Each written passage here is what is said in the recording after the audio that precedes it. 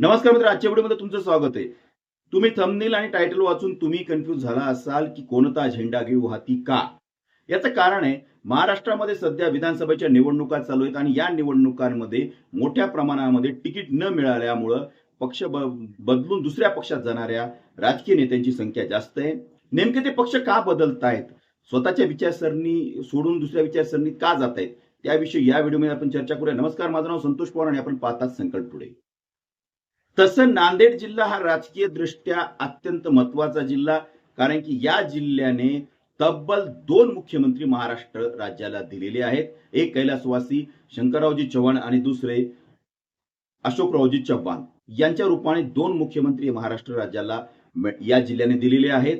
या जिल्ह्यामध्ये सुद्धा पक्ष बदलाचे वारे मोठ्या प्रमाणात वाहत आहेत. ते कसं पाहूया. तर यामध्ये पहिलं नाव येतं ते श्रीजयाताई चव्हाण यांचं. श्रीजयाताई चव्हाण या माजी मुख्यमंत्री अशोकराव चव्हाण यांच्या कन्या आहेत आणि सध्या भारतीय जनता पार्टीच्या भोकर विधानसभा मतदारसंघाच्या त्या अधिकृत उमेदवार आहेत. त्यांना तिकीट मिळालेलं आहे. पण आपण त्यांच्या घराचा जर विचार करायला गेलो तर चव्हाण घराणं हे कैलासवासी शंकरराव चव्हाणांपासून काँग्रेसचं कट्टर घराणं म्हणून ओळखलं जातं. कैलासवासी शंकरराव चव्हाण यांनी भोकर विधानसभा मतदारसंघामधनच प्रतिनिधित्व केलेलं आहे. त्यानंतर त्यांचे पुत्र म्हणजे अशोकरावजी चव्हाण यांनी सुद्धा भोकर विधानसभा मतदारसंघाचं प्रतिनिधित्व केलेलं आहे आणि त्यांच्यानंतर अशोकराव चव्हाण यांच्या पत्नी अमिताताई चव्हाण यांनी सुद्धा भोकर विधानसभा मतदारसंघामधूनच प्रतिनिधित्व केलेलं आहे आणि आता त्यांची तिसरी पिढी म्हणजे श्रीजयाताई चव्हाण या सुद्धा याच मतदारसंघामधून उभे आहेत. पण गेल्या विधानसभेच्या निवडणुकीने या विधानसभेच्या निवडणुकीने एक फरक हा आलेला आहे की अशोकराव चव्हाण यांनी लोकसभा निवडणुकीच्या आधी भारतीय जनता पार्टीमध्ये प्रवेश केला. त्यामुळे आता या निवडणुकीमध्ये काँग्रेस नाही तर भारतीय जनता पार्टीचा प्रचार अशोकराव चव्हाण यांना मानणाऱ्या कार्यकर्त्यांवर आलेली आहे. म्हणजे इथं सुद्धा आपल्याला असं म्हणता येईल की बाबा की त्यांनी सुद्धा कोणता झेंडा हातात घ्यायचा आहे. त्यानंतर आपण चर्चा करायला गेलो तर दुसऱ्या मतदारसंघामध्ये येतात ते जितेश अंतापूरकर. जितेश अंतापूरकर यांचे वडील कैलासवासी रावसाहेब अंतापूरकर हे काँग्रेसचे आमदार होते. देगलूर विधानसभा मतदारसंघाचे ते प्रतिनिधित्व करत होते. त्यांच्या निधनानंतर त्यांचे पुत्र जितेश अंतापूरकर हे पोटनिवडणुकीमध्ये काँग्रेसच्या तिकिटावर विजयी झाले. पण अशोकराव चव्हाण यांचे ते समर्थक असल्यामुळे त्यांनी सुद्धा अशोकराव चव्हाण यांच्याच प्रमाणे भारतीय जनता पार्टीमध्ये प्रवेश केलेला आहे आणि त्यामुळे तिथं सुद्धा गेल्या निवडणुकीमध्ये काँग्रेसचं मतदान कार्यकर्त्यांनी मागितलं आणि या निवडणुकीमध्ये भारतीय जनता पार्टीचा प्रचार त्यांना करावा लागणार आहे. त्याच्यानंतर आपण येऊया लोहा मतदारसंघामध्ये. लोहा मतदारसंघामध्ये जे आहे ते तिथं सुद्धा मोठ्या प्रमाणात पक्ष बदल झालेले आहेत.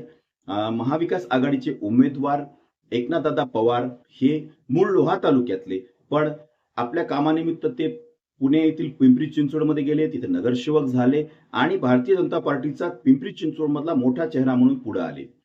देवेंद्र फडणवीस यांच्याशी त्यांची चांगली मैत्री होती आणि त्यानंतर त्यांनी आमदार व्हायचं हे स्वप्न घेऊन आपल्या मूळ गावी लोहा तालुक्यात ते परत आले. पण त्यांना इथं आल्यानंतर कळालं की चिखलीकर जे आहेत त्यांचं प्रस्थ मोठं आहे आणि आपल्याला इथं तिकीट भेटणं अवघड आहे. मग त्यांनी भारतीय जनता पार्टीला सोड चिठ्ठी देत त्यांनी शिवबंधन हातात बांधलं आणि आता उद्धव ठाकरे यांनी दिलेल्या शब्दाप्रमाणे एकनाथ पवार यांना मशाल चिन्ह आणि उद्धव ठाकरे यांच्या गटाचं जे शिवसेना गटाचं आहे त्यांचं अधिकृत उमेदवारी सुद्धा त्यांना मिळालेली आहे आणि त्यांनी सुद्धा पक्ष एकदा बदललेला आहे. त्याच्यानंतर त्यांच्या समोर असलेले उमेदवार म्हणजे माजी खासदार प्रतापराव पाटील चिखलीकर, भारतीय जनता पार्टीमधील मोठं नाव. पण प्रतापराव पाटील चिखलीकर यांनी सुद्धा तब्बल 6 वेळेला पक्ष बदललेले आहेत. त्यांची सुरुवात ही काँग्रेसमध्ये झालेली आहे, पण काँग्रेसमध्ये तिकीट नाकारल्यामुळे त्यांनी अपक्ष विधानसभेची निवडणूक लढवली आणि लोहा विधानसभा मतदारसंघामधनं ते विजयी झालेले आहेत. त्यानंतर त्यांनी दुसरी निवडणूक सुद्धा अपक्ष पण लोकभारती पक्षातर्फे लढवली होती. या निवडणुकीमध्ये प्रताप पाटील चिखलीकर यांचा पराभव झाला होता. त्यानंतर प्रतापराव पाटील चिखलीकर हे अजितदादा पवार यांच्यासोबत राष्ट्रवादी काँग्रेस पक्षामध्ये गेले. पण विद्यमान आमदार त्यावेळेला शंकरराव धोंडगे हे राष्ट्रवादी काँग्रेसचे होते. त्यामुळे त्यांना इथून लोहा विधानसभा मतदारसंघातून उमेदवारी भेटणं शक्य नव्हतं म्हणून त्यांनी उद्धव ठाकरे यांच्याशी संपर्क करून शिवबंधन बांधलं. त्यांना उद्धव ठाकरे यांनी उमेदवारी सुद्धा दिली आणि प्रतापराव पाटील चिखलीकर हे या निवडणुकीत विजयी झाले. खरं पाहायला गेलं तर त्यावेळेला नरेंद्र मोदी यांची खूप मोठी सभा ही लोहा विधानसभा मतदारसंघामध्ये झाली होती, तरी सुद्धा प्रतापराव पाटील यांचा करिश्मा दिसला आणि ते निवडून आले. पण त्याच्यानंतर खासदारकीची निवडणूक ही प्रतापराव पाटील चिखलीकर यांनी भारतीय जनता पार्टीच्या वतीने लढवली आणि त्यांनी माजी मुख्यमंत्री अशोकराव चव्हाण यांचा पराभव देखील केला 2019 मध्ये. आणि त्यानंतर 2024च्या लोकसभा निवडणुकीमध्ये अगदी पहिल्या यादीमध्ये भारतीय जनता पार्टी त्यांना जे आहे उमेदवारी मिळाली, पण या निवडणुकीमध्ये प्रतापराव पाटील चिखलीकर यांचा पराभव झाला आणि त्यांनी परत एकदा लोहा विधानसभा मतदारसंघामधून आपण निवडणूक लढवायचं जाहीर केलं, तयारी सुरू केली. पण वाटाघाटीमध्ये ही जागा लोहा विधानसभा मतदारसंघाची जागा ही राष्ट्रवादी काँग्रेसला सुटली. त्यामुळे प्रतापराव पाटील चिखलीकर यांनी राष्ट्रवादी काँग्रेसमध्ये प्रवेश केलेला आहे आणि त्यांना येथील उमेदवारी देखील डिक्लेअर झालेली आहे.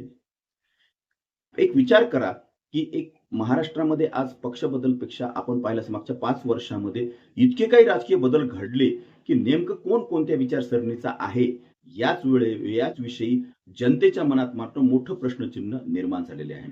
जनता आता कशा पद्धतीने या नेत्यांना प्रतिनिधित्व करण्याची संधी देते का नाही हे निकालांती स्पष्ट होईल. हा व्हिडिओ आवडल्यास नक्की लाईक आणि शेअर करायला विसरू नका.